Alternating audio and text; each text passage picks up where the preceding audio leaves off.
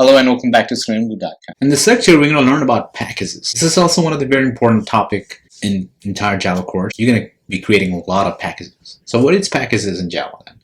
So the Java package is a group of similar type of classes, interfaces, and sub-packages. The package is kind of like your project folder. So it has similar type of classes, interfaces, and sub-packages. Packages in Java can be categorized into two forms: built-in package and user-defined package. So now there are many built-in packages such as Java, Lang, AWT, JavaX, Swing.NET, and IOUtil, SQL, etc. Let's say you wanted to use some other people's methods, right? Some other people's classes. Then you're going to actually be working on other people's packages. Just like the Java has the built-in packages, right? For Swing, for JavaX, for SQL database, and so on. For IO, we're going to learn in our future classes.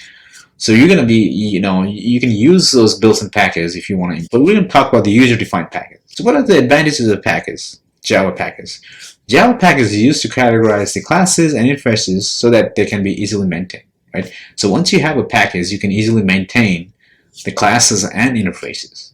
Also, the Java package provides access protection. Let's say you created the classes, right? This is in this package.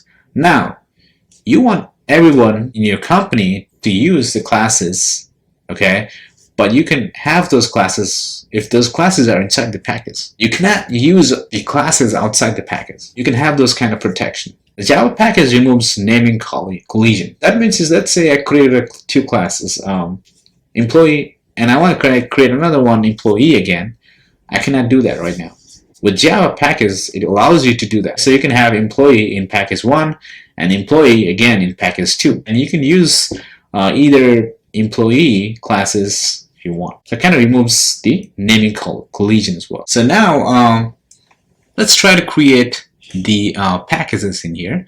So you can see here, I've got this package called com.seleniumguru.package1, and I've got this class here, animal, and I've got this static main method here, main, and I got this get name, what do you call this, static method as well. So it's just going to say animal name is whatever the name, and I just call this get name here. So now if you look into this one here, I've got this animal class again, right? Same thing, everything is same, I just put different name. And I was able to do that because I'm using package in here. So this is in package 1, this is in package 2. You cannot have same class name in two classes, the same class name in one package. Okay, you can have it in different, but you cannot have it in same. So that is kind of like the advantage of the package. Let's try to create some classes in package now.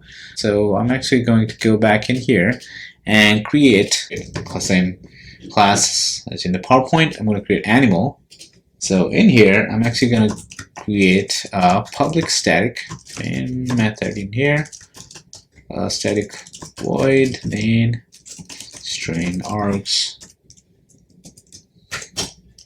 Alright, so here I'm actually going to do public void, just going to create a static so I don't have to create a method now. I'm just going to show you an example of the package. And in here, I'm going to say system.out.println animal name is, and also put this parameter in here, string parameter name, and I'm going to say name. Alright, so now in here I'm going to call get name, and I'm going to say max. So it says animal name is max. And now let's try to create the same class in the source folder. See what happens. If I create animal,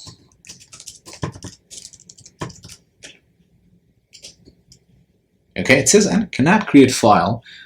Animal.java already exists. File already exists. So here, as you can see, we could create an animal class. So now just copy this and try to create the same name here, saying that I had duplicate class animal. Right? So you've got duplicate class. It's called collision of classes. Right? So you cannot do that here. Right? So now, if you created a package, right? So we used to create Java class, right? Let's create a package. So it's kind of like a folder, right? So you can name anything you like, but normally how in real time it works is you probably put com dot. So you just do com dot and your company name, right? Let's say I'm going to put Selenium Guru, and let's your project. I'm going to say Java or Selenium, and that's it. Okay, so you just create a package in here, and now I can create a class in here. Okay, I'm going to call animal. Right, and here I'm actually gonna copy this. All right, and paste it there. Right, so I've got the animal here. Right, so let's just delete this. I'm gonna create new package, and let's say com selenium guru dot selenium 2. Let's just make it selenium 2 now, right? So in here, let's just say I'm gonna copy this and paste it there, and you see here now I can have duplicate classes, right? So it says animal name is Max. Let's make it Jackie. All right, so I've got the same class animal, right? And it did not throw an error because they are in different packages, right? So now in real time, you'd have kind of like this folder, and you'd have, you know, your interfaces, which we're going to talk about in future classes. You're going to have all these packages, and you will have folders, and you'd have different classes. So that's the importance of the package, right? You're actually packaging it. As you can see here, this is my package here, com.selenium-selenium2. So you can see this animal is inside Selenium. And you can see if you go animal, it says com.selenium-guru. So this is kind of like a main folder. And inside the Selenium, I've got this animal, right? So that's how actually this package works. That's it for this lecture. I hope you understood what this package means. Also, like I said, it's a very important topic. So actually, if you go in real time, you're going to work and create a lot of your classes inside the package. So in real time, you would not be creating a classes just like we did before. You're going to actually have to create a classes inside the package. So that's it for this lecture. I will see you guys in our next lecture.